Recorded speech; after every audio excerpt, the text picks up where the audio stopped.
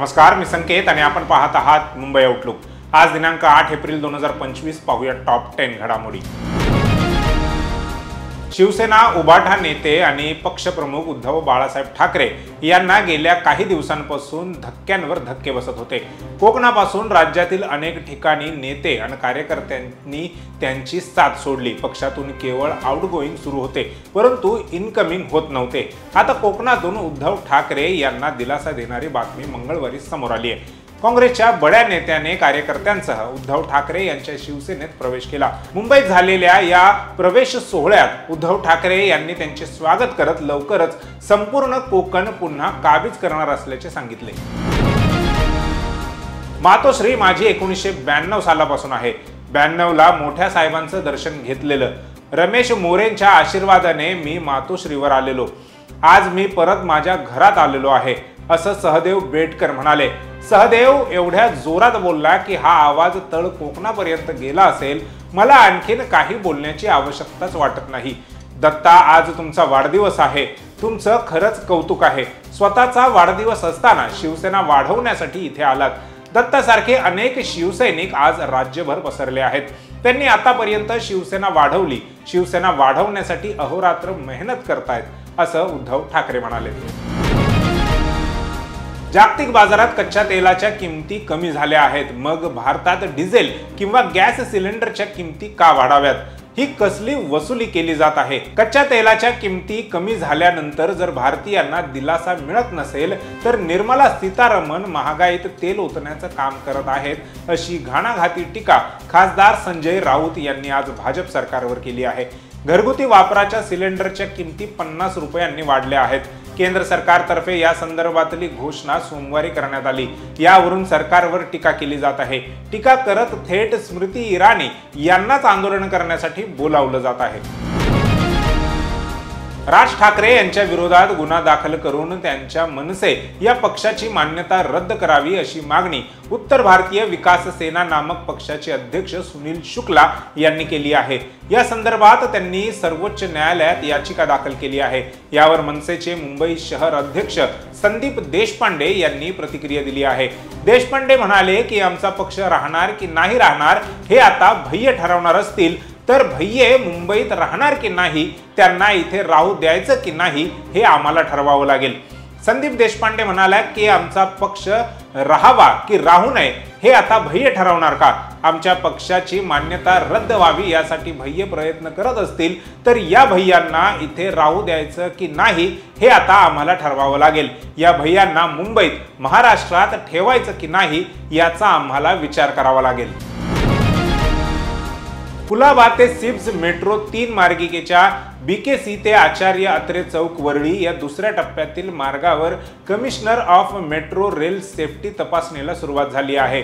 त्यामुळे CMRS याकडून प्रमाणपत्र मिळताच या मेट्रोचा दुसरा टप्पा काही दिवसातच सुरू होणार आहे। CMRS पथकाने सोमवारपासून या तपासणीला सुरुवात केली आहे।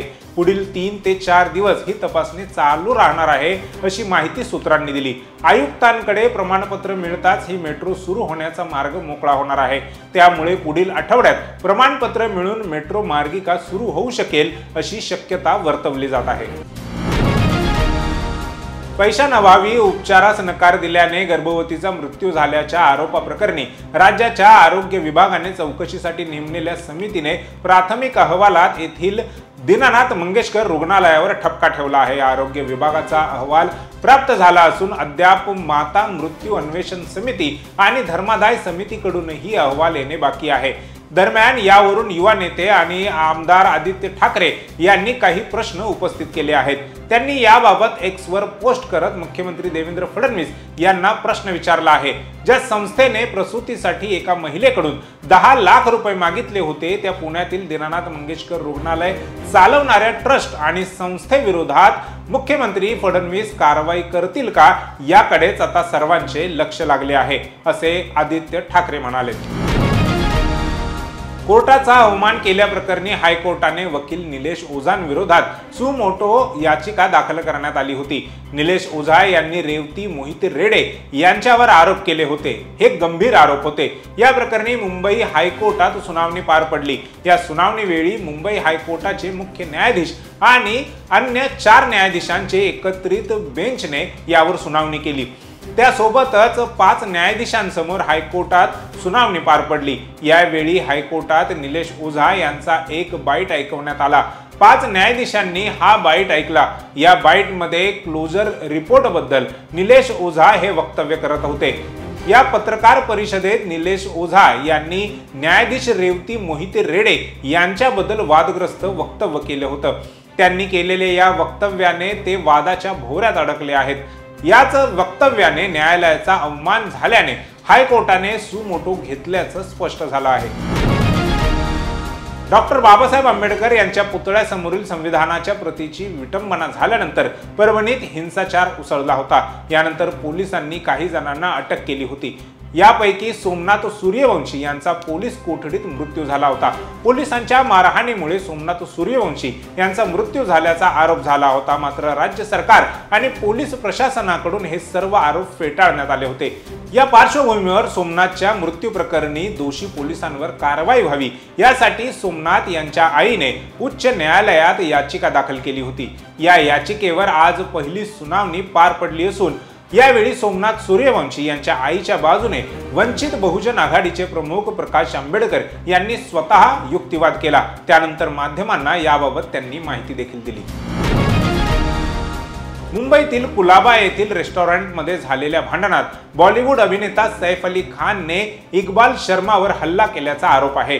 त्यावेळी अमृता अरोरा लडाख ही मलायका अरोराची बहीण असून तिने सैफ अली खानना मारहाण करताना पाहिल्याची साक्ष दिली होती। अभिनेता सैफ अली खान अमृता अरोराचा मेहुणा शकील लडाख आणि बिलाल अमरोही याच्या विरोधात 2012 मध्ये झालेल्या मारहाणीच्या प्रकरणात साक्षीदार म्हणून हजर न राहिल्याबद्दल मॅजिस्ट्रेट कोर्टाने सोमवारी अभिनेत्री आणि मॉडेल मलायका अरोरा विरुद्ध 5,000 रुपयांचं जामीनपात्र वॉरंट पुन्हा जारी केलं आहे।